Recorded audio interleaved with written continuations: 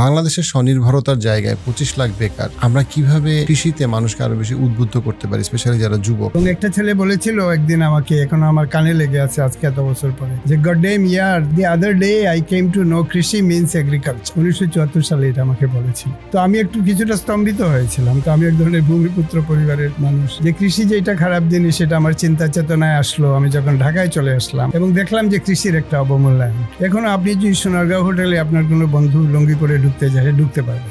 তার মানে আমরা এই কৃষিকে অবমূল্যায়নের মাধ্যমে এক ধরনের পূর্বপুরুষকে ইনসাল্ট করার একটা ন্যারেটিভ আমরা তৈরি করেছি। যে আমরা যদি শুধুমাত্র কোরআনের দিকে তাকাই, কোরআনে অন্তত 5-10 বার আল্লাহ কৃষকের কথা বলছে। ওভারঅল মুসলিমরা কিন্তু কৃষিতে নাই, একটা ডিফারেন্ট ন্যারেটিভে বিশ্বাস করে যে এখানে কেউ একজন কৃষক হবে কিন্তু আমি না, বা আমার ফ্যামিলি না, বা আমাদের কেউ না।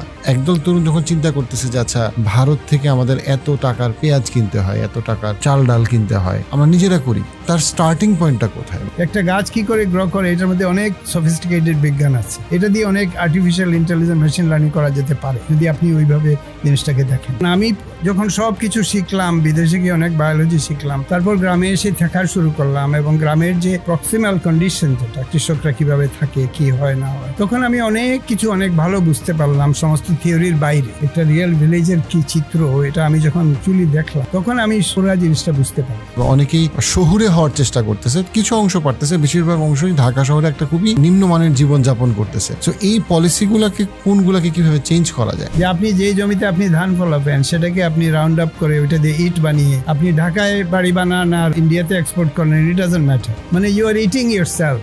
যেমন আপনি আপনার কিডনি বিক্রি করে খাচ্ছেন, this is equal to that. তো এটা কারা করেছে? ভূমিদস্যুরা করেছে। ভূমিদস্যু কারা? তারা শহরে থাকে। গরুর চিন্তা করার থেকে অনেক ক্ষেত্রেই মাছ চাষ অথবা শস্য উৎপাদন আরো বেশি প্রফিটেবল এবং মিনিংফুল। একটা কৃষক যদি তার আইডিয়া নিয়ে যায় এই দেশে এন্টারপ্রেনারশিপের জন্য, ইনোভেশনের জন্য, এই দেশে কোনো টাকা নাই। একমাত্র টাকা হচ্ছে ওই পুরনো তার জমি জমা সব বন্ধক দিয়ে তারা আনতে হবে। তো যখন ইনোভেশনের জন্য টাকা থাকবে না, আইডিয়ার জন্য ভেঞ্চার ক্যাপিটাল থাকবে না, সেই দেশে তো কিছু হবে না।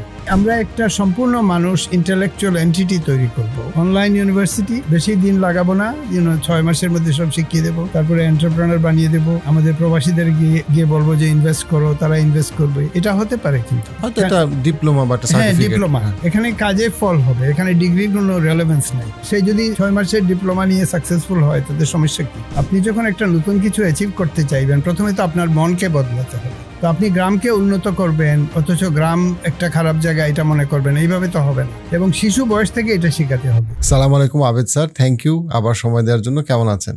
থ্যাংক ইউ, ভালো আছি। জি আলহামদুলিল্লাহ। সো নতুন বাংলাদেশে আবেদ স্যারকে আবারও শুভেচ্ছা। আমাদের প্রথম পডকাস্টে অসম্ভব ভালো মানুষ রিসিভ করেছিল, অনেক কিছু শেখার ছিল আমার জন্য এবং অডিয়েন্সের জন্য। সেখান থেকে আমরা আজকে যেই জায়গাটায় আমরা স্যারের সাথে ফোকাস করব, মানে স্যার কৃষি নিয়ে অ্যাজ আ সায়েন্টিস্ট কাজ করছেন মানে কয়েক যুগ ধরে।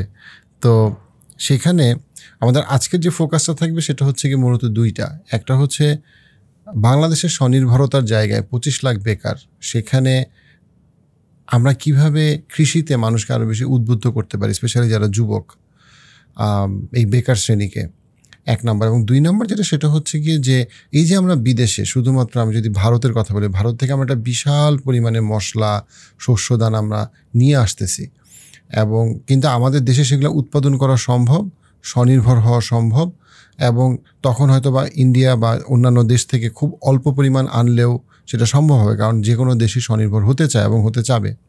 তো সেই জায়গাটাতে কৃষিতে আমরা কীভাবে স্বনির্ভর হতে পারি, এবং গত প্রায় 10-15 বছর বা আরও বেশি সময় ধরে কীভাবে আমাদের কৃষিকে আমরা অবমূল্যায়ন করছি এবং সেটা কীভাবে আমরা সাফার করতেছি, সেটা আমাদের আলোচনার মূল বিষয়।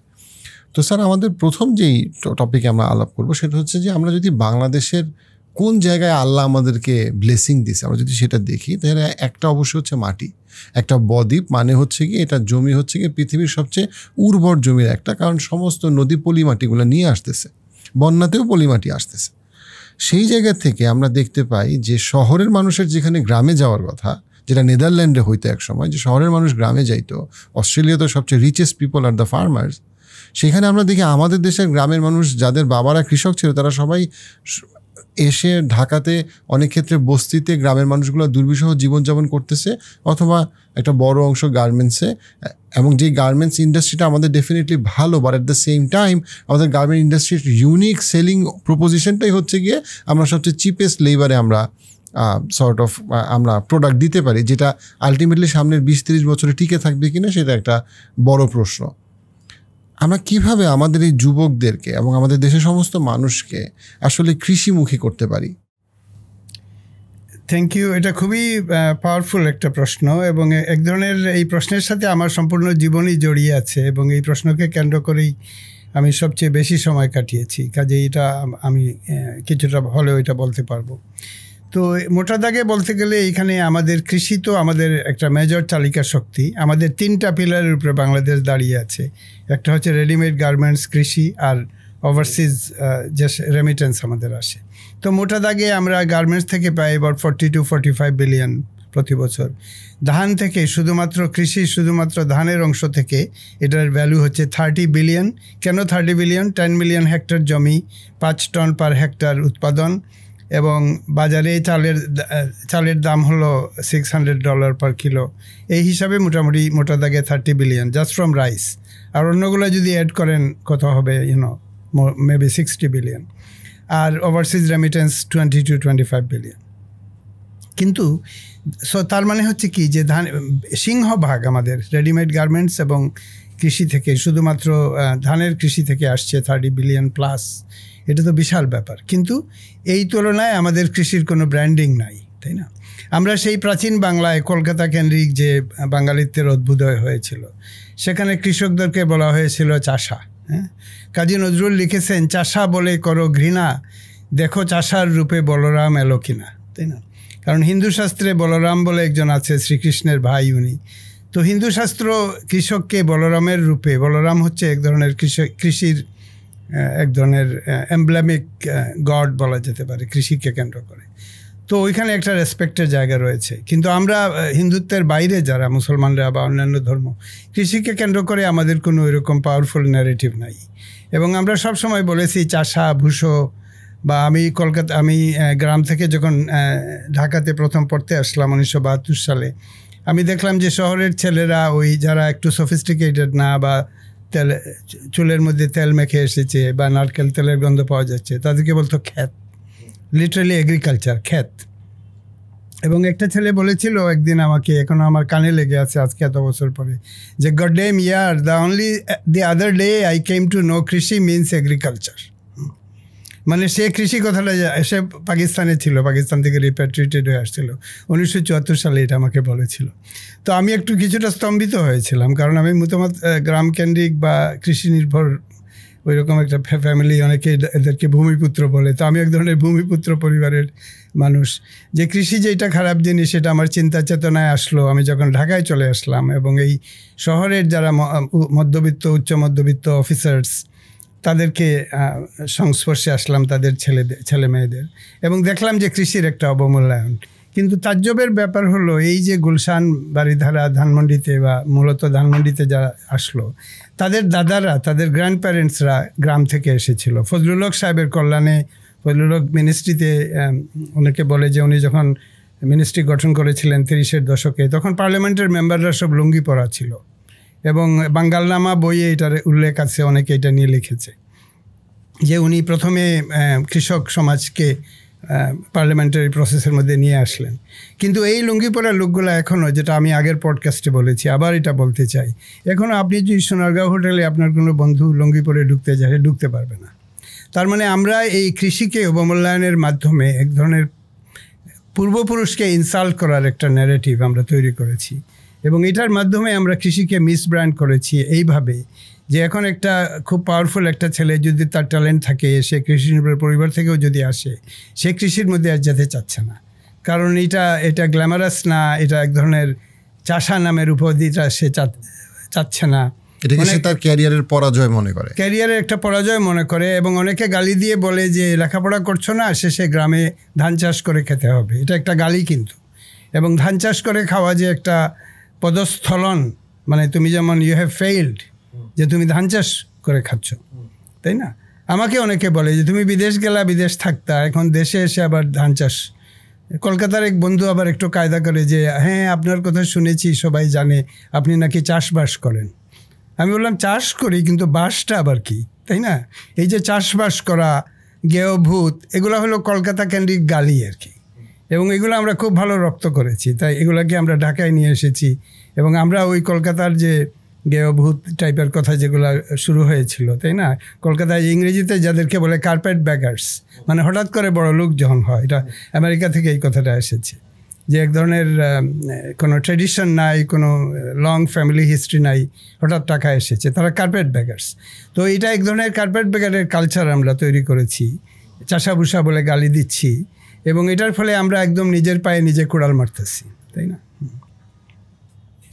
এবং খুবই দুঃখজনক যে এই যে চাষার রূপে বলরাম এলো কিনা, এই টাইপের বলরাম কেন্দ্রিক কোনো ধারণাও আমাদের সমাজে নাই, যে আমরা ধর্মের বাতাবরণে কৃষিকে একটু গ্রহণযোগ্য করে তুলব, এই ন্যারেটিভটা নাই। এই ন্যারেটিভের অভাবে এই যে আপনি বললেন যে 25 লক্ষ ছেলে বসে আছে কিন্তু কৃষি করবে না, মারা বরং যাবে, তার যাই হোক না কেন সে কৃষিকে গ্রহণ করবে না। তবে একটা সিলভার লাইনিং হচ্ছে যে খুব রিসেন্টলি মনে হয় যে অনেকে এগ্রিকালচার এন্টারপ্রেনারশিপের দিকে ঝুঁকতেছে। এটা আই হোপ এটা বর্তমান সরকার দেশে একটা পট পরিবর্তন হয়েছে।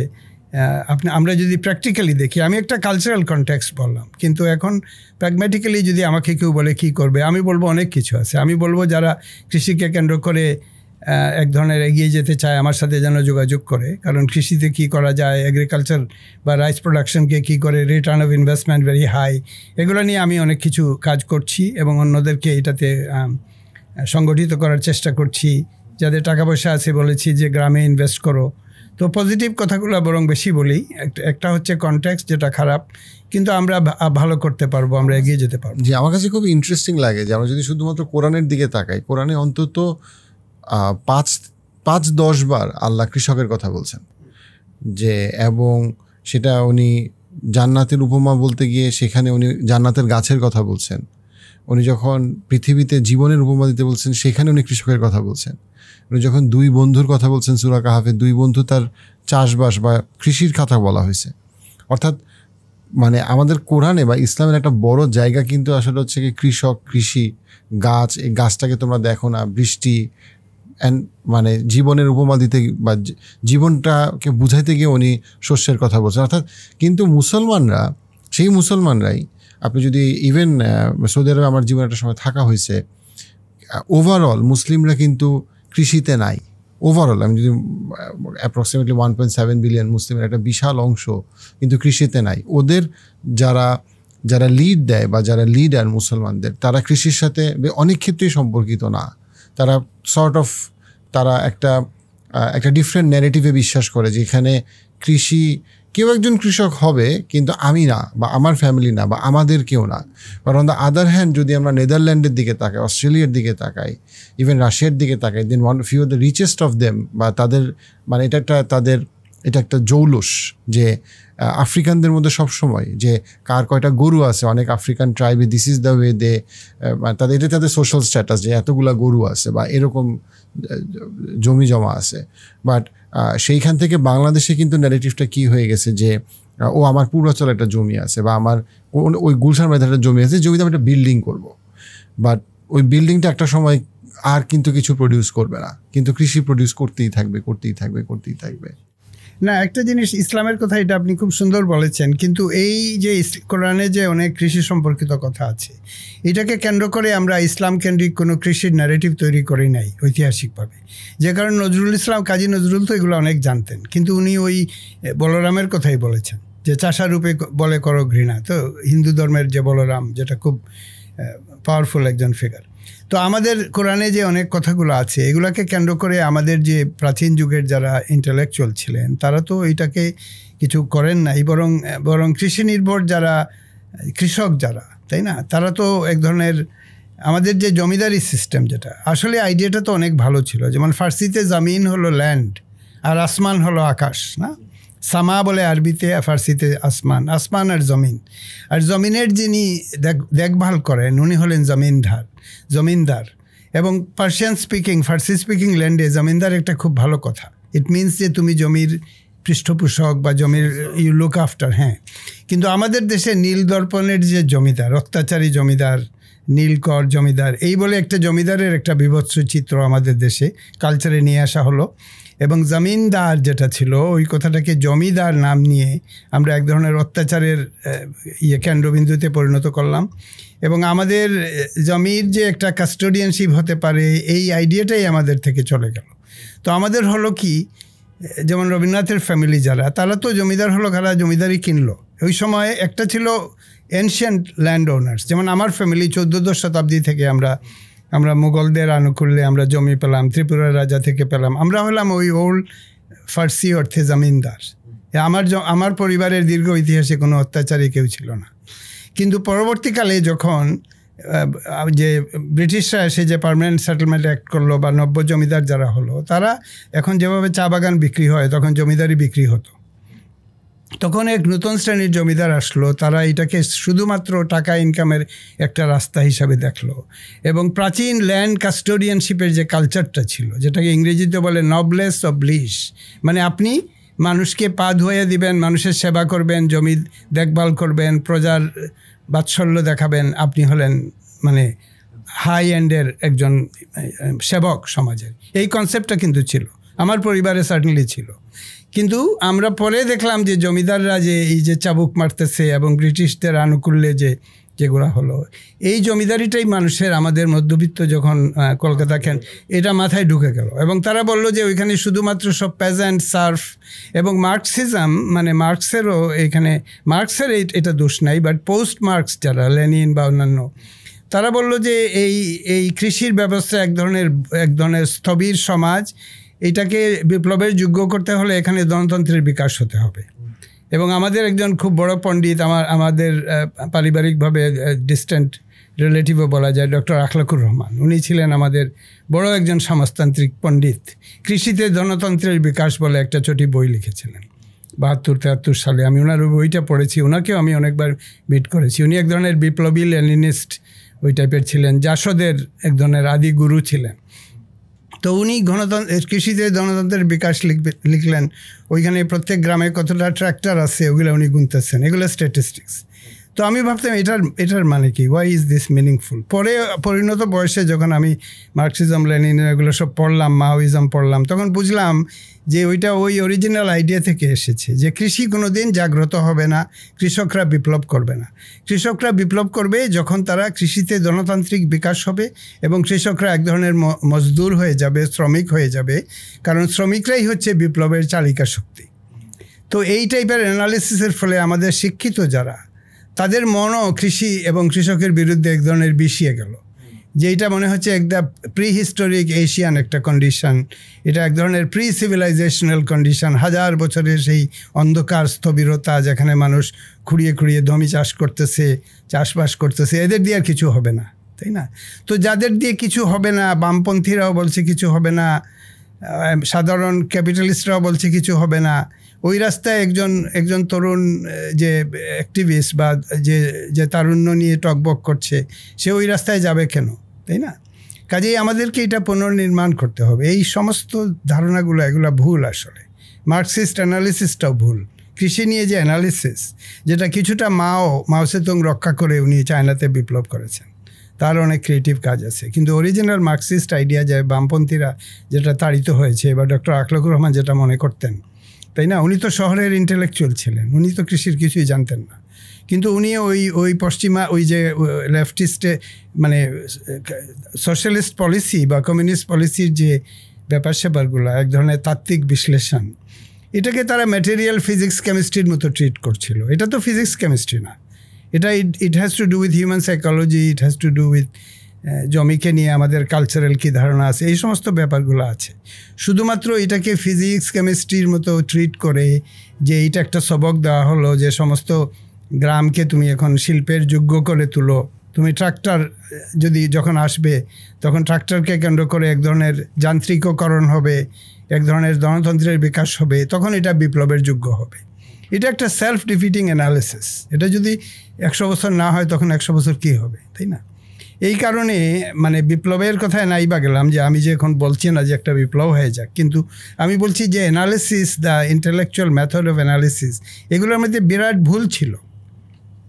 কারণ আমি যখন সব কিছু শিখলাম, বিদেশে গিয়ে অনেক বায়োলজি শিখলাম, তারপর গ্রামে এসে থাকা শুরু করলাম, এবং গ্রামের যে প্রক্সিমাল কন্ডিশন, যেটা কৃষকরা কীভাবে থাকে, কি হয় না হয়, আমার সেই পূর্বপুরুষের জায়গায় থেকে, তখন আমি অনেক কিছু অনেক ভালো বুঝতে পারলাম, সমস্ত থিওরির বাইরে, তাই না? এই সমস্ত সমাজতান্ত্রিক অ্যানালিসিসের বাইরে একটা রিয়েল ভিলেজের কী চিত্র, এটা আমি যখন অ্যাকচুয়ালি দেখলাম এম্পেরিক্যালি যেটাকে বলে, তখন আমি পুরো জিনিসটা বুঝতে পারলাম, তাই না? এবং বুঝতে পেরে আমার যেটা মনে হলো যে এই ভুলটা ছিল এইরকম যে প্রথমত আমাদের যে কলকাতা কেন্দ্রিক আমাদের সমস্ত ইন্টেলেকচুয়াল ট্রেডিশনটা তো ওই কলকাতার মাধ্যমে এসেছে, তাই না? গ্রামের লোক, আমার দাদা কি বলতো, আমার দাদার ভাই কি বলতো, আমরা যারা কৃষি নির্ভর পরিবারের ট্রেডিশন থেকে এসেছি, আমাদের কথা তো ইতিহাসে কোথাও নাই। It is as though never existed. আমার যে পারিবারিক ট্র্যাডিশনাল যে কথাগুলো আমি নিজে জানি, এটার কোনো রিফ্লেকশন তো আমি আমাদের ইন্টেলেকচুয়াল স্পেসে দেখতে পাই না। এটার পার্ট অফ দ্য রিজন হলো আমার দাদার ভাই, যে আমাদের যে সিলেটের কথাই আমি বলতে পারি, যেহেতু আমি চিনি, আমরা তো কিছু লিখি নাই, তাই না? মানে হিন্দু ইন্টেলেকচুয়ালরা, সুনীল গাঙ্গুলি দীর্ঘ ইতিহাস লিখছে, আমি সেই সময়, প্রথম আলো, এই সমস্ত বই। মুসলমানদের এই টাইপের কোনো বই নাই, তাই না? একজন সিলেটি কথা আমি বলি, আমার যে পূর্বপুরুষের তো দীর্ঘ ইতিহাস আছে, ইন্টেলেকচুয়াল ট্রেডিশন আছে, হাফিজ এবং রুমি বা পার্সিয়ান কবিদের নিয়ে যে আমাদের যে সংস্কৃতি, ইসলামকে কেন্দ্র করে আমাদের যে সংস্কৃতি, এগুলোর কোনো লিখিত গ্রন্থ নাই, এগুলো জানিই না। সো আমাদের ছেলেমেয়েরা যখন ঢাকায় আসলো, তখন তারা ওই বিদ্যাসাগর আর ছাড়া, দ্বারকানাথ ঠাকুর, রবীন্দ্রনাথ ছাড়া তাদের কিছু বলার কিছু নাই। এবং আমি দেখেন যে কোনো ইন্টেলেকচুয়াল ঢাকায় দেখেন ওই একই কথা রিপিট করতেছে। বেঙ্গল রেনেসান্স হয়েছিল, প্রথম আমরা হঠাৎ আলো দেখতে পেয়েছিলাম, তার আগে অন্ধকার ছিল। প্রথম আলো, এই যে নিউজ পেপারের নাম নিছে, প্রথম আলো হচ্ছে রেনেসান্স পুনর্জাগরণ, মানে তার আগে অন্ধকার ছিল। এটা ইউরোপ থেকে আসছে, যে হঠাৎ করে রেনেসান্সের সময় সব আলোর উদয় হলো, তার আগে অন্ধকার ছিল, তাই না? এটা প্রত্যেকটা বিপ্লব যখন ঘটে, ধর্ম হোক বা যাই হোক, তারা এগুলা বলে, তাই না? ইসলাম কোরআনেও আছে যে আল ইসলামু হাক্কুম ওয়াল কুফরু বাতিলুন, আল ইসলামু নূরু ওয়াল কুফরু জুলমা, তাই না? মানে ইসলাম হচ্ছে আলো। হ্যাঁ, তো এটারই অনুকরণে ওয়েস্টার্ন রেনেসান্সরা বললো যে এই আলো আসলো, হঠাৎ করে আলোর সঞ্চার হলো। আর আমরা আলো পেলাম বেঙ্গল রেনেসান্সে।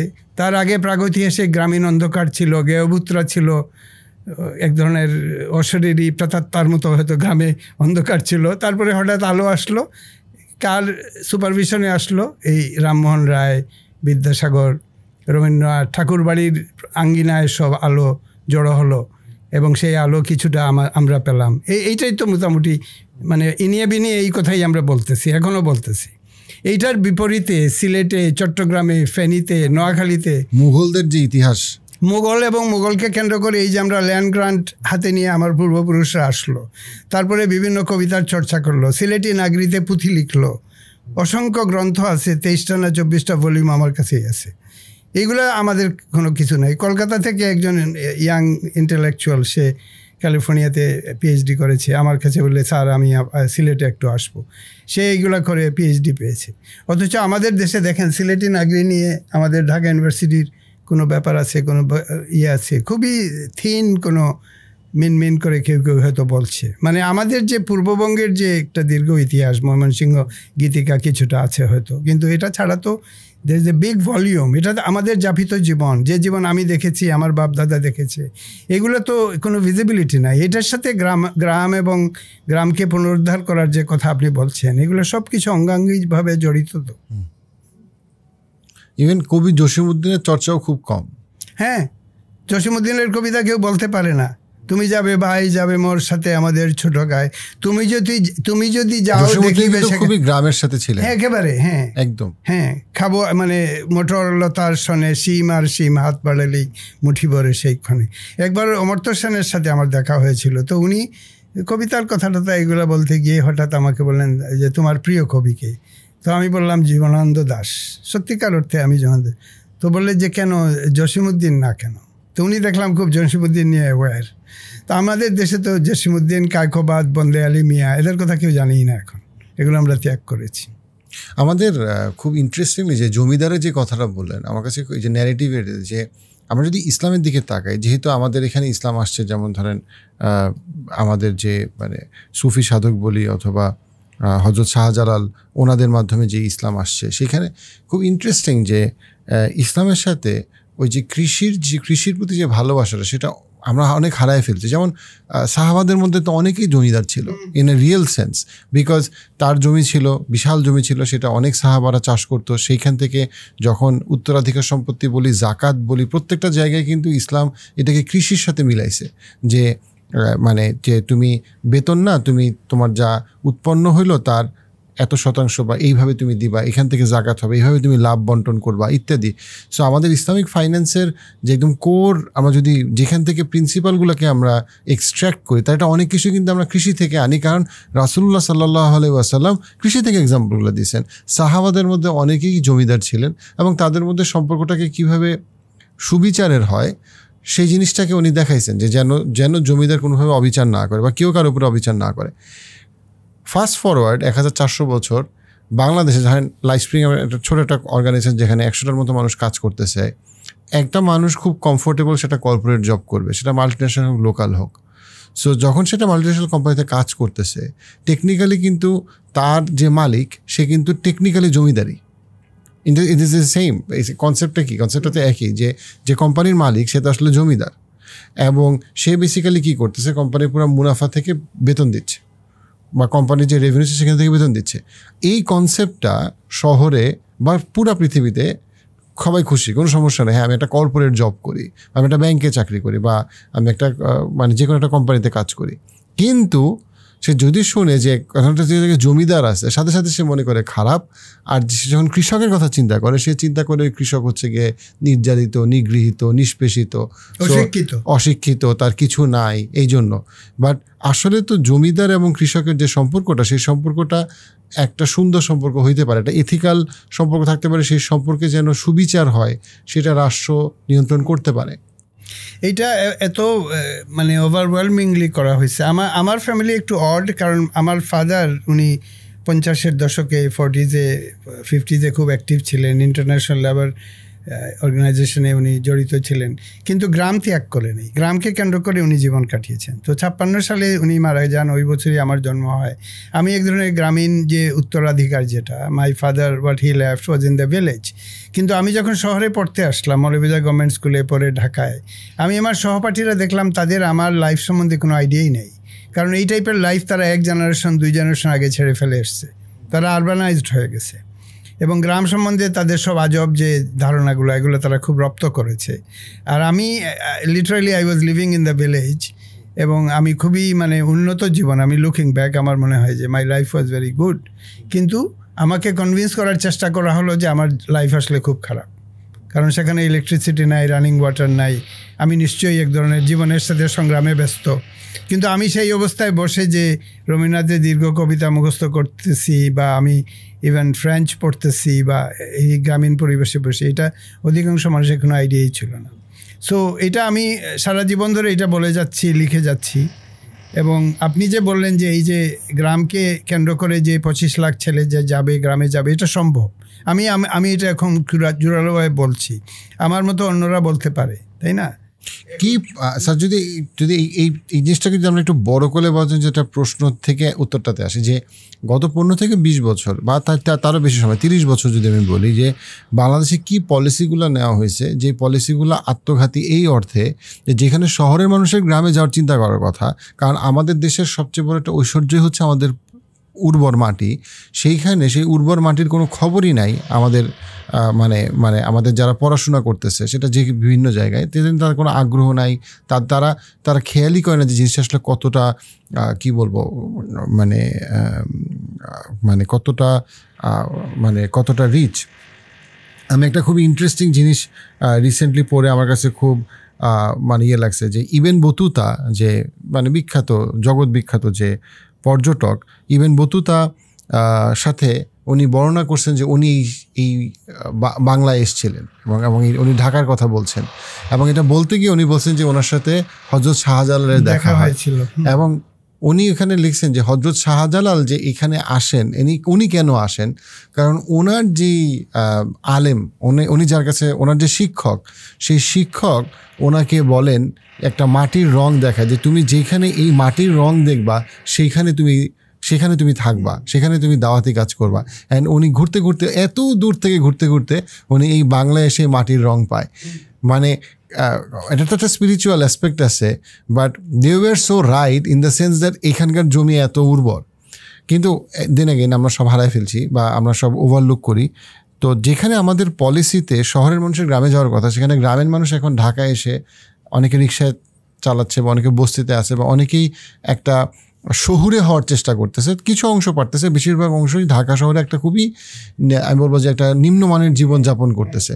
সো এই পলিসিগুলোকে কোনগুলোকে কীভাবে চেঞ্জ করা যায়, এইটা একটা সর্বগ্রাসী লাগবে। প্রথমে হচ্ছে কালচারাল ন্যারেটিভ, যেটা আমরা আলোচনা করলাম। এটা আমাদের বলতে হবে, সভা সমিতি করে বলতে হবে যে আমাদের যে প্রাচীন জীবনধারা জমিকে কেন্দ্র করেছিল, কৃষিকে কেন্দ্র করেছিল, এটা গ্রেট থিং।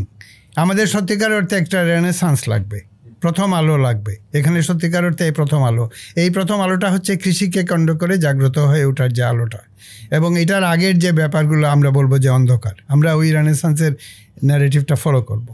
তো এটা করতে গিয়ে আমরা এখন পৃথিবীতে দেখা যাচ্ছে যে সবচেয়ে ইম্পর্টেন্ট সায়েন্স হচ্ছে সয়েল সায়েন্স, কারণ এটা পৃথিবী ভূপৃষ্ঠ, যেটা পৃথিবীকে কেন্দ্র করে যে সায়েন্স, যেটা অনেকে বলে আর্থ সায়েন্স। এটার মধ্যে প্ল্যানেটারি মানে তারা নক্ষত্রের কথা আছে, কিন্তু আর্থের যে ভূমি, যেটা এটার সয়েলের মধ্যে মাইক্রো অর্গানিজম, মানে ইটস এ লিভিং অর্গানিজম।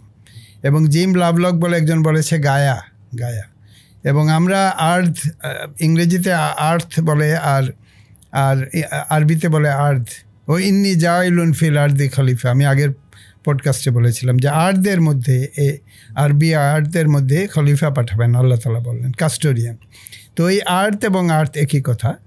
এই আর্থটাকে আমরা জাগ্রত করব আমাদের চেতনায়, এবং আমাদের যে 10 মিলিয়ন হেক্টর জমি রয়েছে এইটার দেখভাল করব। এখানে যে নদীগুলা গায়েব হয়ে গেছে, নদীগুলাকে আমরা উদ্ধার করব। আমি স্যাটেলাইট থেকে দেখতে পাই, এবং বুদান্তি বলে একটা জায়গা ব্রাহ্মণবাড়িয়ার আমি দেখালাম যে 2017 এবং 24কে তুলনা করলে দেখা যায় যে পুরা নদী গায়েব করে দেওয়া হয়েছে, এবং সমস্ত 100 না 200 একর জমিতে ইটের ভাট্টা, এখান থেকে টপ সয়েল নিয়ে ইট বানিয়ে সেই ইট নাকি ভারতে রপ্তানি করা হবে। This is the arrangement.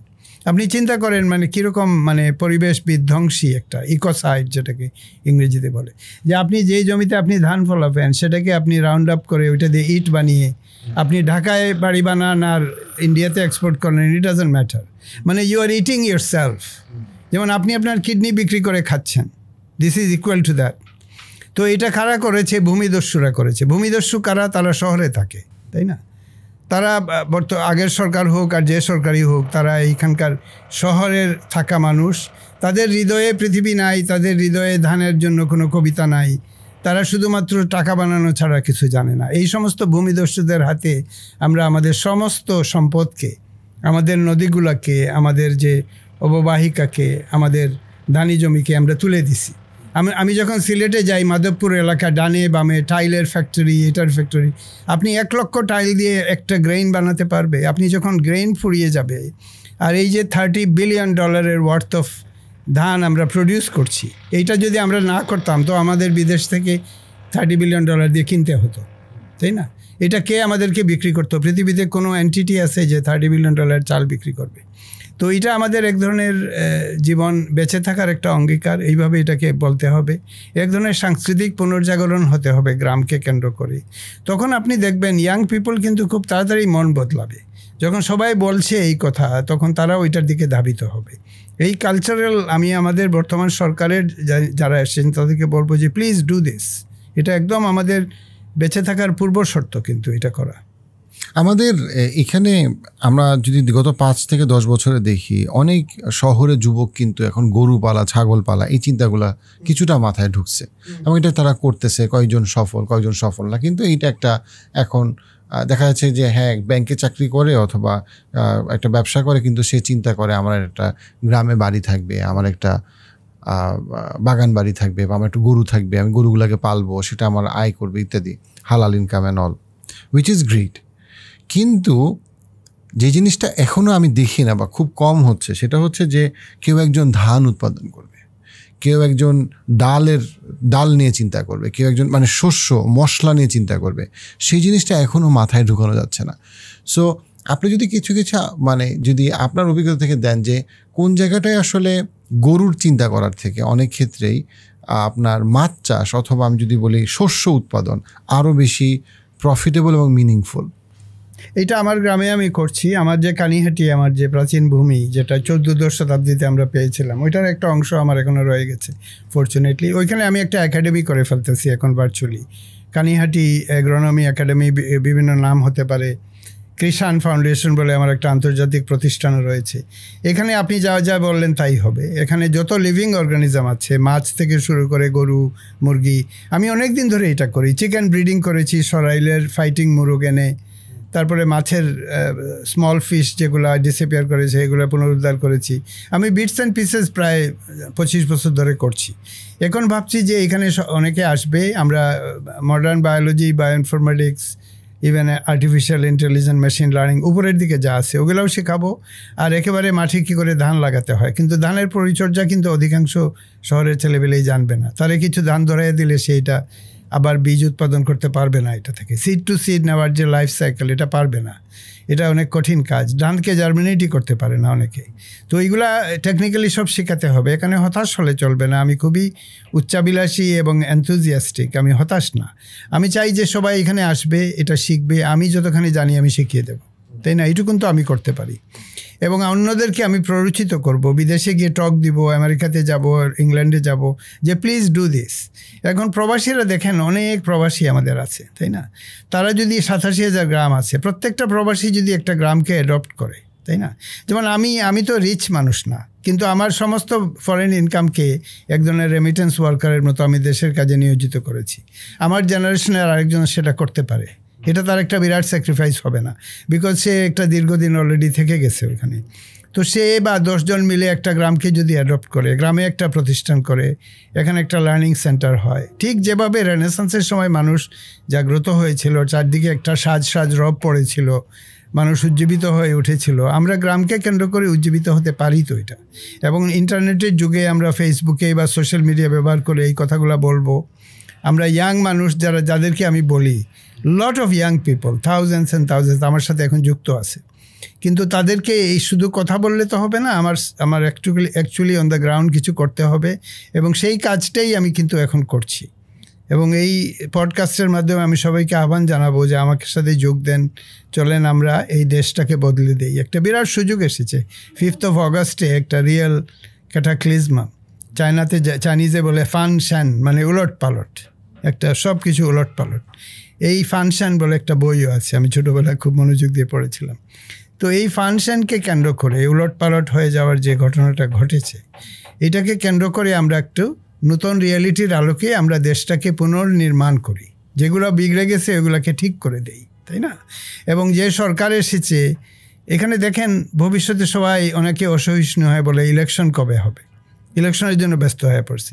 তো আমাদের অভিজ্ঞতা কি, আরেকটা ইলেকশন করবে, আবার একটা অন্যরকম একটা হতে পারে। মানে আমি যে হবে এটা বলছি না, I want to B optimistic. কিন্তু সনাতন ইলেকশন, সনাতন গণতন্ত্র আমাদের সমাজকে তো সার্ভ করে নাই, গ্রামকে তো একেবারেই সার্ভ করে নাই, গ্রামকে একেবারে ধ্বংস করে দিছে, তাই না? এবং গ্রামে গেলেই এই ডিসপেয়ার যেটা 50-60-এর দশকে কথা তো আমার পরিষ্কার মনে আছে। 56-এ আমার জন্ম। 60-এর দশকে যে গ্রামের আবহাওয়া ছিল, একটা শিক্ষার অবস্থা ছিল, আমি তো ওই সময়ই বড় হয়েছিলাম। মানসাঙ্ক হতো, প্রত্যেকটা প্রাইমারি স্কুলের পাশে একটা ধানের গাছ টাছ লাগানোর বন্দোবস্ত ছিল। এগুলো কিছুই নাই। মেন্টাল অ্যারিথমেটিক বলে একটা পদ্ধতি ছিল, যেটার মধ্যে আমরা অঙ্ক শিখেছিলাম বা নাম্বারে প্রসেস করা শিখে, এগুলো কিছু এখন আর নাই। তো আমরা এই যে নতুন আইডিয়া সব এসেছে, এরা কারা? এই যে শিক্ষাতে নতুন আইডিয়া আসলো, এদের লিস্ট আমি দেখতে চাই। তারা কোনো এডুকেশনাল রিফর্মার না, তারা কোনো চিন্তাবিদ না, তারা কী লেখাপড়া করেছে যেটার কারণে তারা এই নতুন টেক্সট বুকগুলো লিখলো, এরা কারা, তাই না? আপনি দেখেন। এবং এই যে আমরা এক ধরনের ধ্বংসের দিকে গেলাম কোনো কারণ ছাড়াই, আমরা স্বচ্ছভাবে বললাম না যে এই পণ্ডিত এটা করেছে, দেয়ারফর সে এখন টেক্সট বুক লিখবে, এই টাইপের কিছু নাই। কিন্তু আমাদের যে প্রাচীন জীবনধারা, এই যে আপনি কোরআনের কথা বললেন, সাহাবাদের কথা বললেন, হিন্দু ধর্মের ওইরকম করেসপন্ডিং থাকতে পারে। বুদ্ধ যখন নির্বাণ লাভ করলেন বোধিবৃক্ষের নিচে, তখন তিনি সবাইকে কালা নিমক মানে একটা ধান, একটা কালিজিরা যেটা, ওইটা খাওয়ালেন। তো এটা তো একটা অমীয় বাণী, এটা বুদ্ধিজম থেকে আসছে। তার মানে আমরা এই ধানটা ফলাবো, আমরা এটার পরিচর্যা করব। বা জাপানে গেলে দেখা যায় যে ধানকে মানুষ একটা গভীর সম্মানের সাথে দেখে। এইটা তো আমাদের দেশে ছিল, তাই না? তারপরে এখন একটা সমাজ এসেছে যে বুড়ো ধানকে বলে ইরি ধান। ইরি হচ্ছে একটা প্রতিষ্ঠানের নাম, আর বুড়ো ধান হচ্ছে একটা সিজনের নাম।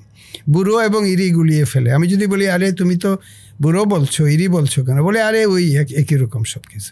মানে তুচ্ছ জিনিসকে আমরা যেমন বলি যে ইট ডাজন্ট ম্যাটার, তাই না? এইরকম একটা মানে অবমূল্যায়ন করেছি আমরা কৃষির প্রত্যেকটা কম্পোনেন্টকে। তো এটা তো প্রাইমারি স্কুলে শেখানো উচিত। প্রাইমারি স্কুলে যদি এগুলো শিখিয়ে দেয় কৃষি সংক্রান্ত ব্যাপারগুলা, বা আমি তো বলবো যে ঢাকা ইউনিভার্সিটি বা যে কোনো ইউনিভার্সিটি ডিগ্রি দেওয়া উচিত না এমন মানুষকে যে ধানকে একটা সিড থেকে আরেকটি সিডে নিতে পারবে না, বা ওই ক্ষমতাটাই নাই। এইটা যদি অব্লিগেটরি করে দেওয়া হয়। এই মুহূর্তে আমরা গ্রামার শিখলো কিনা, ইতিহাস শিখলো কিনা, এগুলা মাপতেছি। ইংরেজি শব্দ লিখতে পারে কিনা, সেন্টেন্স লিখতে পারে না, এগুলো মাপতেছি।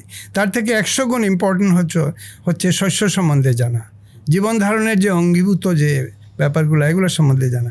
এগুলো নিয়ে আমাদের কোনো নাই, মানে ধারণা নাই। তো আমি বলবো এগুলা করব, এগুলো খুব দ্রুত করতে হবে। এটা করার জন্য 10 বছর অপেক্ষা করা যাবে না।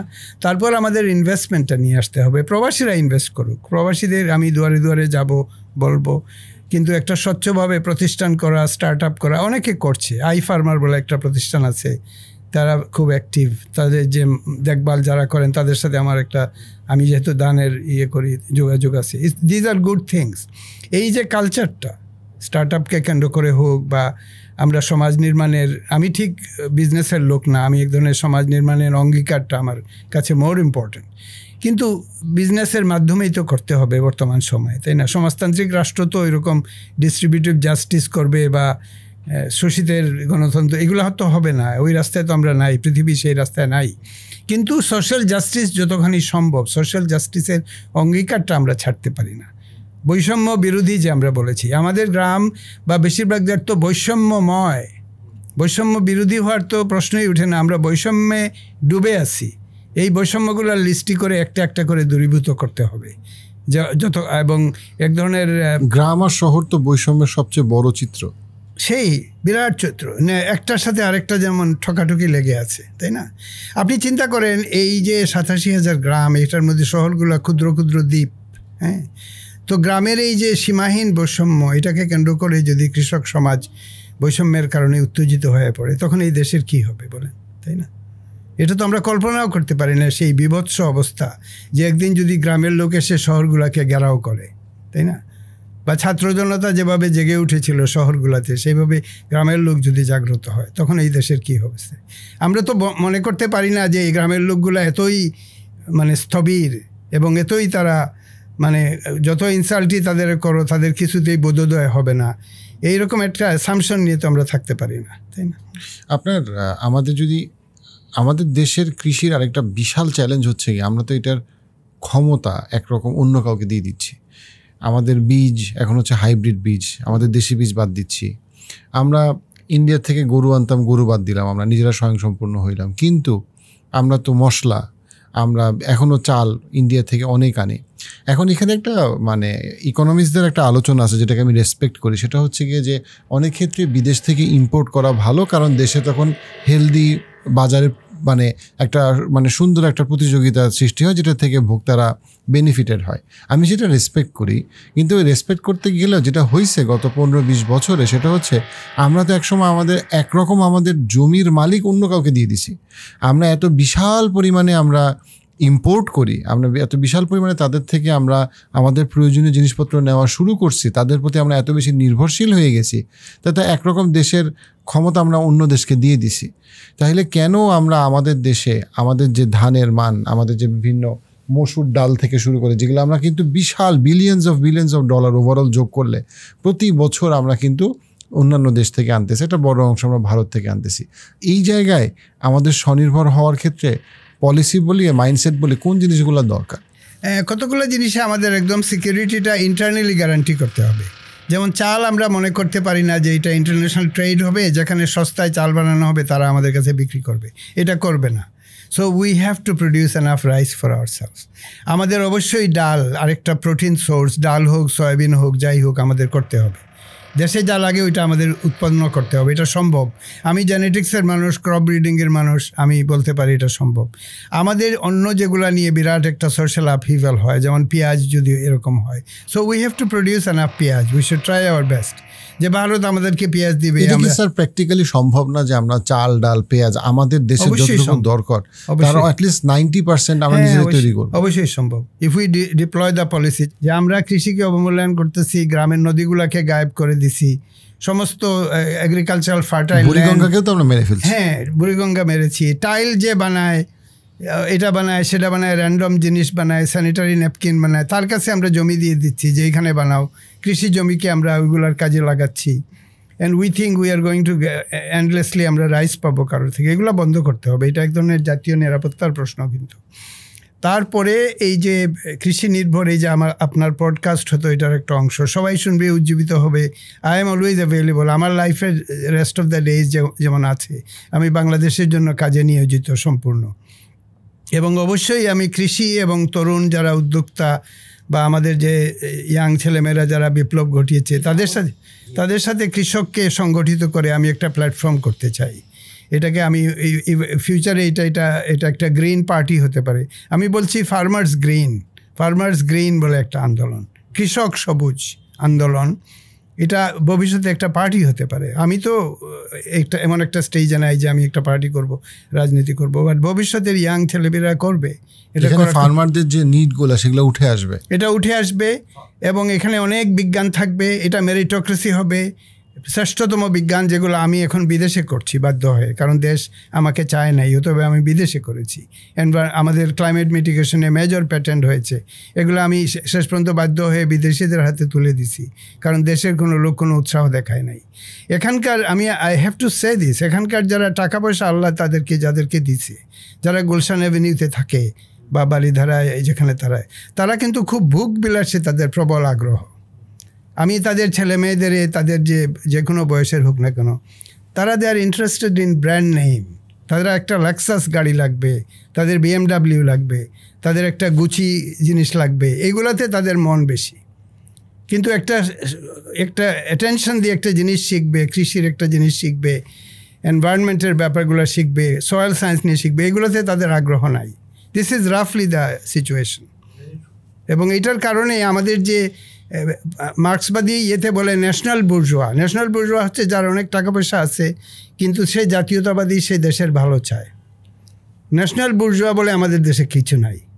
আমাদের বুর্জোয়ারা হচ্ছে এক ধরনের ভোগবিলাসে মত্ত এবং বিদেশে যাবে, বিদেশের গল্প করবে, তার যে একটা ফিলাডেলফিয়ার অ্যাকসেন্ট আছে ওইটা দেখাবে, নিজের বাক্যকে এক ধরনের লেবাসের মতো করে জাহির করবে যে দেখো আই এম সো ইম্পর্ট্যান্ট, আমি USA-তে থাকি, I have an American accent. এগুলোতে অনেক আগ্রহ, কিন্তু একটা লাউ কীভাবে গ্রো করবে, কি করে মানে ওয়েস্টার্ন এগ্রিকালচারাল এন্টারপ্রেনার মধ্যে যে দেখা যায় সাবজেক্ট ম্যাটার আগ্রহ। ইভেন বিল গেটস 5টা-10টা বই পড়ে, সব টেকনিক্যাল জিনিস জানে, টেকনিক্যাল ব্যাপারে তার সাথে কেউ কম্পিট করতে পারে না। আমাদের দেশে কোনো পুঁজিবাদী লোক পরিবারে কেউ আছে যে এতখানি সাবজেক্ট ম্যাটার নলেজ আছে? আমি তো এই দীর্ঘ জীবনে কাউকে দেখি নাই। অধিকাংশ লোকরাই মনে হয় আদা কাঁচরা টাইপের এক ধরনের শ্যালো কথা বলছে, তাই না, এক ধরনের জাহির করতেছে, বা বড় বড় কথা বলে যে আমি হেন করেছি তেন করেছি। এই দেশে ওইরকম লং লাস্টিং কোনো পরিবার, কোনো ট্রেডিশন আছে? কেউ তো নাই, সব সাম্প্রতিক সময়ের। কিন্তু এই সময়ের মধ্যে অনেক অ্যারোগেন্স তারা রপ্ত করেছে অতি দ্রুত, এবং এগুলো ডিসপ্লে করে যাচ্ছে সারাক্ষণ আমাদের। বাট একটা ধরেন একদল তরুণ এখন চিন্তা করলো যে সে গরুর একটা খামার করবে, তার মাথায় একটা আইডিয়া কাজ করে যে আমি গরু কিনবো, কয়েকটা গরু কিনবো, আমি ভাবে করবো, আমি কোরবানিতে বিক্রি করে দিব। বেশিরভাগই তো মাংসর জন্য করে বা কোরবানির জন্য চিন্তা করে, দুধেরটা এখনও কম চিন্তা করে। কিন্তু একদল তরুণ যখন চিন্তা করতেছে যে আচ্ছা ভারত থেকে আমাদের এত টাকার পেঁয়াজ কিনতে হয়, এত টাকার চাল ডাল কিনতে হয়, না আমরা নিজেরা করি, তার স্টার্টিং পয়েন্টটা কোথায় বা তার প্রসেসটা কোথায়?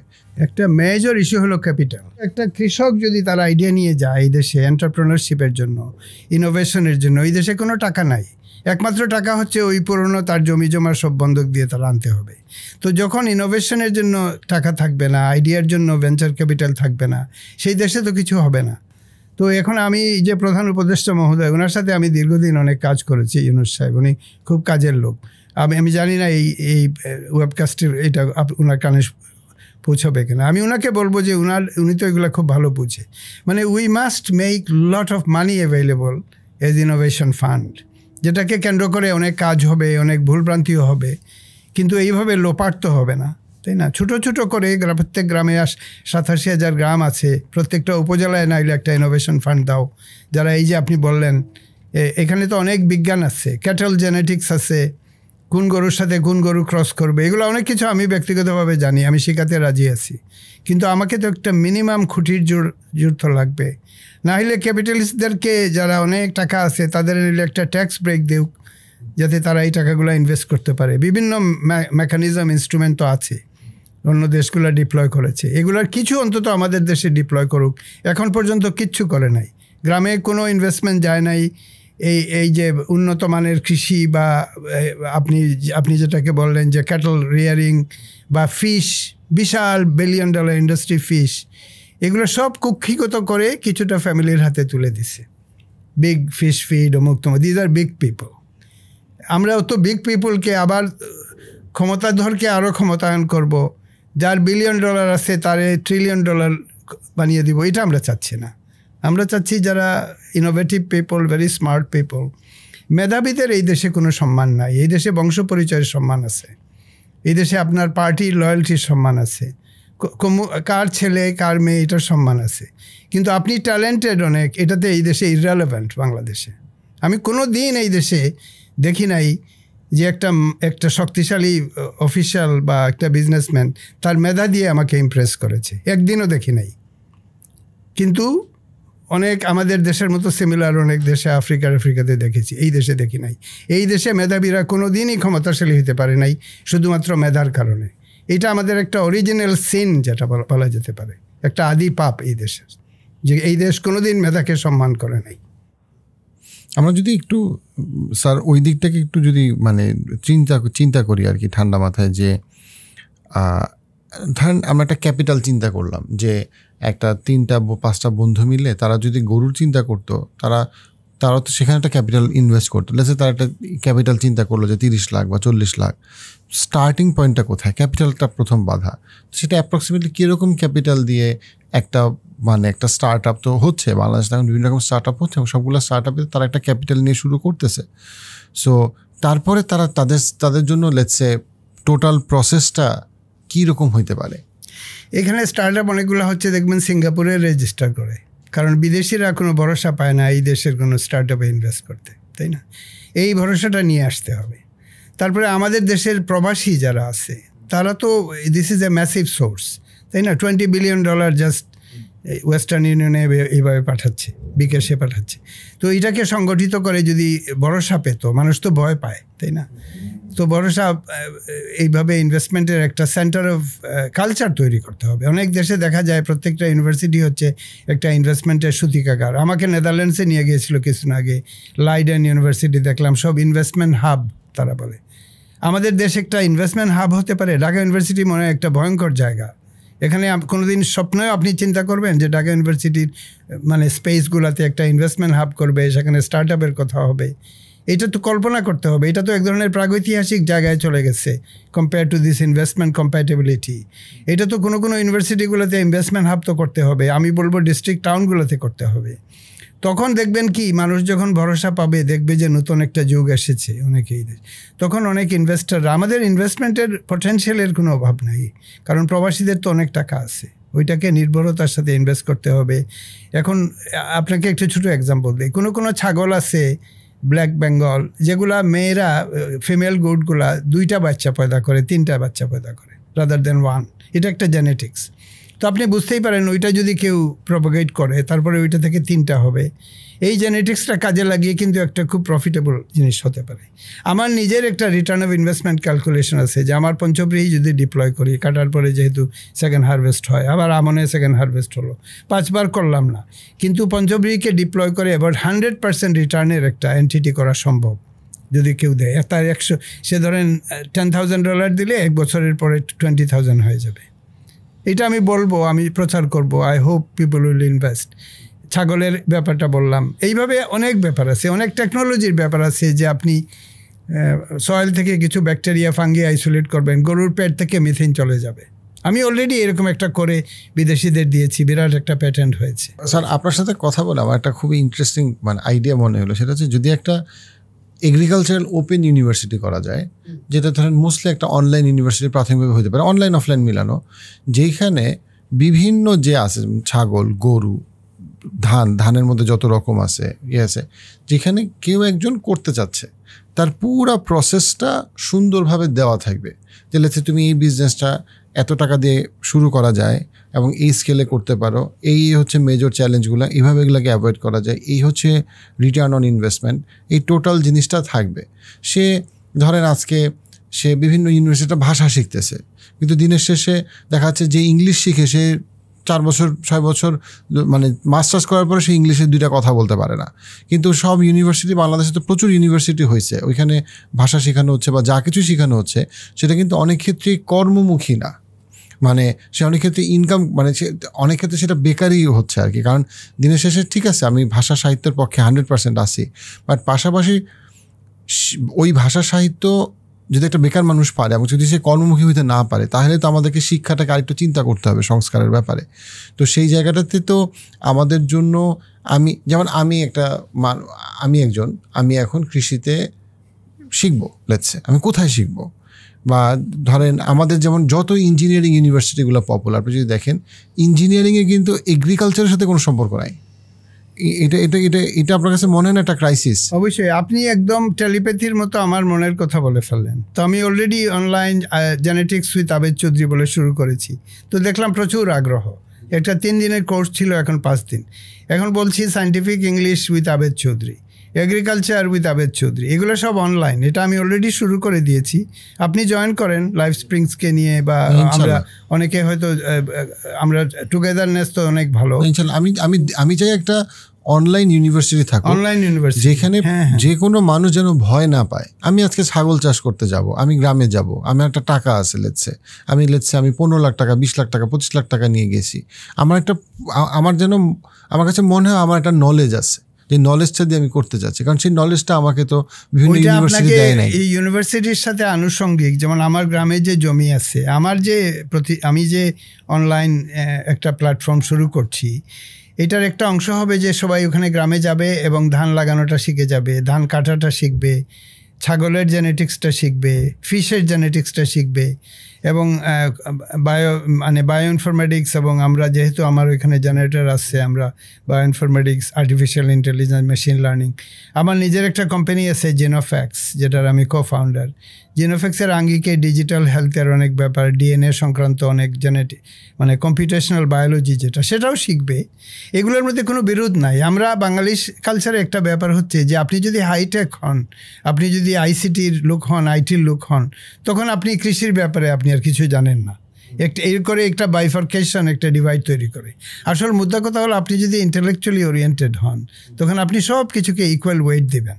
একটা গাছ কী করে গ্রো করে, এটার মধ্যে অনেক সফিস্টিকেটেড বিজ্ঞান আছে, এটা দিয়ে অনেক আর্টিফিশিয়াল ইন্টেলিজেন্স, মেশিন লার্নিং করা যেতে পারে যদি আপনি ওইভাবে জিনিসটাকে দেখেন। কাজেই আমরা একটা সম্পূর্ণ মানুষ ইন্টেলেকচুয়াল এন্টিটি তৈরি করব। সে এআই, এমএল, কম্পিউটেশনাল সব জানবে, আবার সে কৃষির একেবারে নিটিগ্রিটিও জানবে, সে মাটির মধ্যে কেঁচো কী করে গ্রো করে এবং ওইখানে কিভাবে অর্গানিক বায়োফার্টিলাইজার হয়, ভার্মি কম্পোস্ট হয়, সেটাও জানবে। সব শিখিয়ে দেব। অনলাইন ইউনিভার্সিটি, বেশি দিন লাগাবো না, 6 মাসের মধ্যে সব শিখিয়ে দেবো। তারপরে এন্টারপ্রেনার বানিয়ে দেবো, আমাদের প্রবাসীদের গিয়ে বলবো যে ইনভেস্ট করো, তারা ইনভেস্ট করবে, এটা হতে পারে। কিন্তু আমি ব্যক্তিগতভাবে এটা করতে খুব ইন্টারেস্টেড। এটা ইটসেলফ মানে মানুষজন মানে যত টাকা দিয়ে সে আন্ডার গ্র্যাজুয়েশন বা হোয়াট এভার গ্র্যাজুয়েশন করে তার থেকে অনেক কম টাকা দিয়ে সে যেটা অনেক কম টাকা, এবং অনেস্টলি আমাদের এখন ক্র্যাশ কোর্স দিতে হবে। আমাদের অনন্ত সময় নাই। একজন যাবে 4 বছর ধরে গোদাই লস্করি ভাবে শিখবে, এটার দরকার নাই। We squeeze everything in 6 months or something, এবং ডিপ্লোমা বা ডিপ্লোমা, এখানে কাজে ফল হবে, এখানে ডিগ্রির কোনো রেলেভেন্স নাই। তার কর্মকাণ্ডের মাধ্যমে সে প্রতিষ্ঠা পাবে। ড্রপ আউটগুলো তো বড় বড় কোম্পানি করেছে না, জুকারবার্গ করেছে। তো সে যদি 6 মাসের ডিপ্লোমা নিয়ে সাকসেসফুল হয় তাদের সমস্যা কি? এবং আমরা যে সেন্টার অফ ক্যাপিটাল যারা আছে, আমাদের প্রবাসীরা হোক বা গভর্নমেন্ট হোক, ইউনুস সাহেবের সরকার আই হোপ এই টাইপের জিনিস করবে। উনি তো মানে এক ধরনের ফাইন্যান্সিয়াল ইনস্টিটিউশনের সাথে জড়িত ছিলেন, বা তার পরবর্তী যে সরকার ইলেক্টেড গভর্নমেন্ট আসবে তারা যেন এক ধরনের ইনফর্ম গভর্নমেন্ট হয়। আমরা যে সেই মান্দাতার আমলের গভর্নমেন্ট যে গলা খাকারি দিয়ে চিৎকার করে মানে বক্তৃতা করবে এবং সেই লিডার হবে, সেই দুঃসহ অবস্থা থেকে আমরা যেন বের হয়ে আসি, যে সমস্ত মেডিওকার লোক গিয়ে ক্ষমতা গ্র্যাব করবে, এই বিভীষিকা থেকে যেন আল্লাহ আমাদেরকে মুক্ত করে। ইনশাল্লাহ ইনশাল্লাহ ইনশাল্লাহ স্যার। আমার কাছে মনে হয় যে শহরের মানুষদের মানে আসলে গ্রামের কিন্তু একটা স্যার বাস্তবতা হচ্ছে, এটা বলতে যেমন লাগে যে গ্রামের মানুষও কিন্তু গ্রামে থাকতে চায় না। এটা একটা তাদের মধ্যে একটা হীনমন্যতা কাজ করে। এই হীনমন্যতাটা কিন্তু অনেক, হীনমন্যতার কথা তো বললাম যে প্রথমে কালচারাল ইন্ডক্ট্রিনেশন, রেনেসান্স, যে গ্রামের সপক্ষে আমরা জেগে উঠব। গ্রাম বিশাল, গ্রাম মহৎ, গ্রাম আমাদের সভ্যতার সূতিকাগার, এগুলো জপমালা করে বলতে হবে। মানুষের অসাধ্য কিছু নাই। আপনি যখন একটা নতুন কিছু অ্যাচিভ করতে চাইবেন, প্রথমে তো আপনার মনকে বদলাতে হবে। এই যে ডেস্টিনেশনে আপনি যাচ্ছেন, সেই ডেস্টিনেশনের ইম্পর্টেন্সটা তো আপনার হৃদয়ে ধারণ করতে হবে। তো আপনি গ্রামকে উন্নত করবেন, অথচ গ্রাম একটা খারাপ জায়গা এটা মনে করবেন, এইভাবে তো হবে না। এবং শিশু বয়স থেকে এটা শেখাতে হবে। এই জন্য আমাদের শিক্ষাটা এত জরুরি। আমি তো রিসেন্টলি এই যে ক্লাস 5-6 বইগুলো পড়লাম, ভয়ানক বই। এগুলোতে গ্রাম মহৎ, গ্রামের যে মটরশুঁটি যা হয় শস্য নিয়ে কোনো কথাই তো এখানে নাই, তাই না? এবং ওই পুরোনো দিনের ধানাই পানাই চলছে আমাদের শিক্ষার মধ্যে। তো এখন আমি জানি না, এটা যেমন আমি একটা স্কুলে আমার কিছুদিন আগে গিয়েছিলাম, এই অগাস্ট 5 চেঞ্জের আগে। তো দেখলাম যে অনেক ভালো একটা স্কুল, এবং এখানে আরেকটা এনজিও আছে যারা ওই স্কুলের মধ্যে ইনজেক্ট করে নিজেদের আইডিয়া, ওইটার ফলে এটা অনেক বেটার হচ্ছে। সো অনেক রাস্তা আছে, এবং কারেন্ট এক্সিস্টিং আমার কথায় তো আর কেউ শিক্ষার বই পুস্তক বদলে ফেলবে না। এখন কথা হচ্ছে অনলাইন মেবি একটা সাপ্লিমেন্টাল এডুকেশন হতে পারে, যে আমাদের এই কথাগুলো আমরা রাত্রে বলবো, যারা এসে শুনতে চাইবে তখন শুনবে অনলাইন। এটা তো স্যার একটা এক্সাম্পল দেই, যেমন ফ্রিল্যান্সার। একসময় বাংলাদেশে কোনো ফ্রিল্যান্সার আমরা শুনি নাই, কিন্তু গত 10 বছরে ফ্রিল্যান্সাররা তাদের এডুকেশন যাই হোক, তাদের কেউ হয়তো বা এখন ইন্টারমিডিয়েটও পাস করে নাই, তাদের কেউ আবার হয়তো মাস্টার্স পাস করছে, কিন্তু তারা এখন ফ্রিল্যান্সিং করতেছে, আপওয়ার্ক, ফাইবারে ফ্রিল্যান্সিং করতেছে, মাসে $1000-2000 আয় করতেছে, উইচ ইজ ভেরি সিগনিফিক্যান্ট। কারণ $1000-2000 বাংলাদেশে একটা মানুষের জন্য বেশ ভালো একটা আয়, এবং তারা এটা করতেছে আফটার কি হয়তো বা 6 মাস 1 বছর কষ্ট করার পরে তারা আয় করা শুরু করতেছে, এবং সময়ের সাথে অনেকেরই আয় বাড়তেছে। অবশ্যই সবাই পারতেছে না, এখন সব ডাক্তার ভালো করে না, সব ইঞ্জিনিয়ার ভালো করে না, সব ফ্রিল্যান্সারও সমান পরিমাণ ভালো করে না। বাট এই একই জিনিসটা এগ্রিকালচারের ক্ষেত্রে আসার ক্ষেত্রে বাধাটা হচ্ছে যে যখন আমি ফ্রিল্যান্সিং করতে যাই, আমার কাছে একটা বাইবেল আছে, আমার কাছে একটা সোজা পদ্ধতি দেওয়া আছে, যে পদ্ধতিটা আমার কাছে ক্লিয়ার, আমি এই ট্র্যাকে যাচ্ছি বা এই 6 মাসের প্রোগ্রাম করে আমি এই জিনিসটা বুঝছি যে এখন আমি করব বা করলে আমি কি করব। আমি এখন ডাল, আমি এখন ধান, আমি এখন শস্য মশলা, আমি এখন পেঁয়াজ, এখন আমি জানি না, তো আমি জানি না, এটাই তো করতে চাচ্ছি, এটাই তো বললাম। তো পেঁয়াজ নিয়ে অলরেডি আমি করে ফেলেছি, একটা পেঁয়াজ প্রজেক্ট করে পেঁয়াজের বীজ এনে আমরা লাগিয়ে বৃষ্টির মধ্যে নষ্ট হয়েছে, আমরা জানি যে শীতকালে করতে হবে। সো পেঁয়াজ নিয়ে আমার প্রচণ্ড আগ্রহ। তো আমাদের যে ইনস্টিটিউট কানিহাটি, যেটা আমরা করতে যাব, এখনও হয় নাই, সেখানে একজন আসবে, প্রথমে 1 সপ্তাহের কোর্স দিব, 1 মাসের কোর্স দিব, এগুলো সব শিখিয়ে দেব। এবং এটা কি করে অর্থকরী হতে পারে, এটার সাথে এন্টারপ্রেনারশিপের সম্পর্ক কি, স্টার্ট আপ কেমনে করতে হয়, এগুলো শিখিয়ে দেবো। 101, অনেকে বলে 101, 202, 303, বিভিন্ন লেভেলে করব। আপনাকে আমন্ত্রণ জানাচ্ছি, আপনি জয়েন করেন। লন্ডনে গিয়ে, নিউ ইয়র্কে গিয়ে, সিডনিতে, অল ওভার দ্য ওয়ার্ল্ড এটা বলবো। পথে এবার নামও সাথী, পথে হবে এ পথ চেনা। এইভাবে আমরা রাস্তায় নেমে যাব, সবাইকে আহ্বান জানাবো। যারা আসবে তারা আসবে, যারা আসবে না তারা আসবে না। এটাই তো, this is the way to do it, তাই না? আমি রেডি আছি এটা করার জন্য, এবং এটাই এখন করতে চাচ্ছি। অনেক আগে করেছি, বিভিন্ন সময় করেছি, আমি 30 বছর ধরে এটা করছি। অনেক ভুলভ্রান্তি হয়েছে, আগে অনেক সময় সাকসেসফুল হতে পারে নাই, অসুস্থ হয়ে পড়েছি, কিন্তু পথ তো ছাড়ি নাই। স্যার, এটা হচ্ছে আমার লাস্ট কোয়েশ্চেন আজকের, অনেকগুলো ইম্পর্টেন্ট ডিসকাশন আসছে। সেটা হচ্ছে, আমরা প্রথম পডকাস্টে আমরা লম্বা সময় ডিসকাস করছি আমাদের কেন দেশি বীজে ফোকাস করা উচিত, কেন আমাদের হাইব্রিড বীজ থেকে বের হয়ে আসা উচিত, এবং কিভাবে গত 40 বছরে হাইব্রিড বীজগুলা, বিভিন্ন কোম্পানির বীজ, বিভিন্ন বিদেশি বীজ, তারা কিভাবে আমাদেরকে স্ট্র্যাটেজিক্যালি তাদের হাতে কুক্ষিগত করে ফেলছে, এবং হাইব্রিড বীজগুলো আসলে লং টার্ম আমাদের জন্য কতভাবে ক্ষতিকর, এবং আমরা দেশি বীজগুলোকে হারাই ফেলতেছি। এখন এখান থেকে উত্তরণের পথটা কি, যে কি কি পলিসি, কি কি স্ট্রাকচার? একটা তো হচ্ছে কালচারাল অ্যাসপেক্ট, বা মানে যেটা হচ্ছে কি যে বিশ্বাসের জায়গা বা দর্শনগত জায়গা, কিন্তু ইন রিয়েল লাইফ কি কি পলিসি বা কি কি স্ট্রাকচারে আমরা আসলে হাত দিতে পারি, কোন কোন জিনিসগুলো চেঞ্জ করলে আমরা আবার আমাদের দেশি বীজের জয়গান গাইতে পারবো, এবং আমরা বিদেশি বীজ থাকলেও সেটা জাস্ট এক্সপেরিমেন্টের জন্য থাকবে বা খুব কম ইউজ হবে, কিন্তু আমাদের দেশি বীজেরই জয়গান হবে, সেটা আমরা কীভাবে করতে পারি? এটা করা সম্ভব। এখানে হাইব্রিডের কোনো দোষ নাই। মানে হাইব্রিড যেটাকে ইংরেজিতে বলে হাইব্রিড ভিগার বা হেটারোসিস, যে কারণে দুইটাকে ক্রস করে একটা হাইব্রিড বানানো হয়, যেটাকে বাংলায় বলতে পারেন শঙ্কর শক্তি। শঙ্কর হাইব্রিড হওয়ার কারণে একটা নতুন ইল্ড আসে, ভিগার আসে। আমি এই ব্যাপারে অনেক কাজ করেছি, এবং এটাকে কি করে পার্মানেন্ট করা যায়, অ্যাপোমিক্সিস, এই হাইব্রিড ভিগার, হেটারোসিস আর অ্যাপোমিক্সিস, এটা আমার subject matter all my life. তো এখানে আমাদের করতে হবে, হাইব্রিডের সমস্যা হচ্ছে যে মাত্র একটা কি দুটা নিয়ে করে, এবং এটা এক ধরনের প্রবলেম হয়ে দাঁড়ায়, যে ভেরিয়েশন যেটা বা বায়োডিভার্সিটিটা কমিয়ে দেয়। এটা যদি আপনি না করেন, অনেকগুলো হাইব্রিড যদি করেন, বা আমাদের প্রাচীন যেগুলো ভ্যারাইটি আছে ওগুলো দিয়ে যদি হাইব্রিড করেন, তাহলে তো আর এটা হবে না। কাজে হাইব্রিডের কোনো দোষ নাই। হাইব্রিডের মেথডটাকে, হাইব্রিডের টেকনোলজিটা আমাকে রপ্ত করতে হবে। এই মুহূর্তে আমরা এটা রপ্ত করি নাই, এটা বিদেশ থেকে আসে।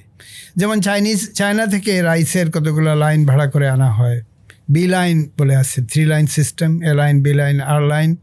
চাইনিজরা বি লাইনটা তাদের কন্ট্রোলে, আমরা এর সাথে বি ক্রস করে একটা ভ্যারাইটি আমাদেরকে দেয়, ওইটা আমরা আরেকটার সাথে ক্রস করে আমরা বিক্রি করি, আমাদের বিজনেস আছে, মানে আমাদের বিজনেস এন্টিটিগুলো করে।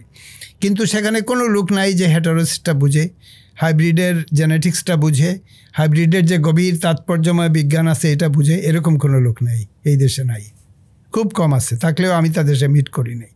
এইটা আমাদের রপ্ত করতে হবে, এবং এটা করে আমাদের অসংখ্য হাইব্রিড নিজেরাই তৈরি করতে হবে, যাতে হাইব্রিড, এখন দেখেন আমরা হাইব্রিডের উপরে এত নির্ভরশীল, তো চায়না যদি বন্ধ করে দেয়, চাইনিজ পলিসি তো হতে পারে যে আমরা আর কোনো হাইব্রিড টেকনোলজি দিব না, তখন আমাদের কি হবে? তখন আমাদের বা সিনজেন্টা বা বায়ার যে সমস্ত এন্টিটি আমাদেরকে হাইব্রিড দিচ্ছে, আমাদের লোকাল এন্টিটি যারা নাম বলবো না আমি, তাদেরকে আমি চিনি, সেখানে হেটারোসিস নিয়ে তো কোনো গবেষণা নাই, বা হাইব্রিডিটি কেন হয়, হেটারোসিস কেন হয়, এগুলো নিয়ে কোনো আমাদের তাৎপর্যময় কোনো শিক্ষাও নাই, কোনো জ্ঞানও নাই। এটা আমাদের অচিরেই করতে হবে, তাই না? 2 নম্বর হচ্ছে আমাদের যে হাজার জাতের হারিয়ে যাওয়া ধান, এগুলোকে উদ্ধার করে হাইব্রিডের সাথে সাথে ইনব্রেড যেগুলো অপি ভ্যারাইটিগুলো, এগুলোকে অনেক শক্তিশালী করা যায়। আমি নিজে অপি ভ্যারাইটি এমন করেছি যেগুলো হাইব্রিডের সমতুল্য। এটা আমাদের করতে হবে, এই বিজ্ঞানে আমাদেরকে ইনভেস্ট করতে হবে। তার মানে কি, যে আমাদের এগ্রিকালচারাল পলিসি মেকিংয়ে এমন লোক লাগবে যে জেনেটিক্স, এপিজেনেটিক্স এবং হাইব্রিড ভিগার এগুলো জানে। এরকম লোক কোথায়? এরকম একটা লোক আমি পাই নাই honestly. Towards the end of my career I am bold enough to say it, এখন পর্যন্ত একটা লোক পাইলাম না যে এগুলো বুঝে, যেভাবে আমি ইউএসএতে পেয়েছি। সিনজেন্টার যে টপ অফ সায়েন্স ছিল, আমার বন্ধু ছিল মিকাইল ভ্যান লুক্রেন, তার সাথে আমি দিনের পর দিন এগুলো নিয়ে কথা বলতে পেরেছিলাম। এই দেশে পাইলাম না। এই দেশের লোক করেছে কি, ওই স্বাধীনতার পরেই এদের এমন আপসেট করেছে যে ওরা বিদেশে চলে গেছে। অনেক স্মার্ট লোকজন ছিল তো এই দেশে, এত দলীয়করণ করেছে যে দলের পৃষ্ঠপোষকতা ছাড়া ভালো চাকরি পেনে। আমরা মিডিওকার মানুষকে কেন ক্ষমতা দিচ্ছি এবং জ্ঞানীকে আমরা তাড়িয়ে দিচ্ছি, সোদের তারা বিকল হয়ে আছে, তারা নীরব হয়ে আছে, তারা পারলে লুকায়া আরেক দেশে গিয়ে পালায়া এখন সান ফ্রান্সিসকোতে বসে বসে তারা মৃত্যুর প্রহর গুনতেছে, এই দেশের শ্রেষ্ঠতম ট্যালেন্টকে কিন্তু আমরা এই অবস্থায় করেছি কিন্তু, তাই না? এবং এটার ফল ভোগ আমরা করতেছি।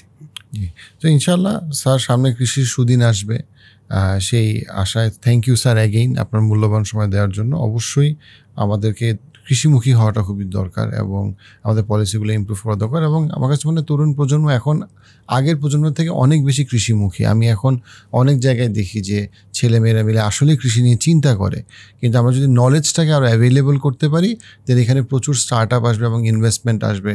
এবং তখন তারা দেখবে যে, বিকজ যখন ফরেন ইনভেস্টাররা দেখবে যে এই দেশের মাটি এত বেশি উর্বর, তখন তারা বলে তাহলে এই দেশের মাটিতেই তো আমি ইনভেস্ট করার কথা।